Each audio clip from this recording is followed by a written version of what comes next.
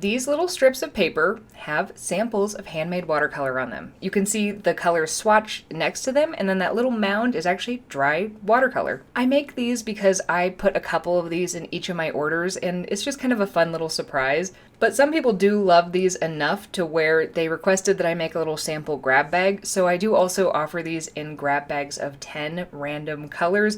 You get what you get because it's just whatever I have in stock, but they do include 10 different colors each time. It varies kind of by what I'm making at that time. And to use them, you use them just like you would normal dry watercolor. You drop a little water on them and then you can paint with them. And I think these sample bags are so fun because sometimes they include colors where you're like, hey, I kind of like a couple of these colors together. Like, I thought these 5 colors looked really neat together and would make kind of a fun painting. So I wet all of these and decided that I would paint something with them because I also wanted to show you how much watercolor is actually on these little sample dots, because it's probably more than you think. I'm just squiggling my brush around on them and then I can paint directly on the page using what I've picked up with my brush, and I decided to do a bunch of different leaves just with all of these different colors.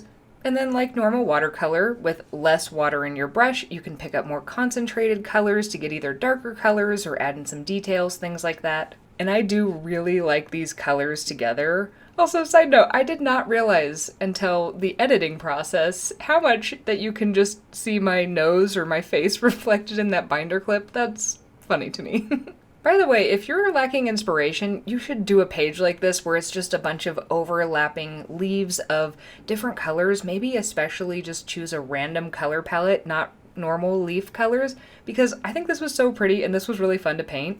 And by the time I'd filled up this entire page, there was still a ton of color on those dots, so I decided to continue on because I kind of wanted to show you how far they could actually go. I don't actually get to the end of the dot. Just a spoiler alert, but on the next page, I just decided to do these kind of gradient columns because I wanted to show how the colors go from kind of their darkest saturation to their lightest, because I think they're just so pretty. And I just think it's fun to practice gradients. It's kind of like really fancy swatching, and I love swatching.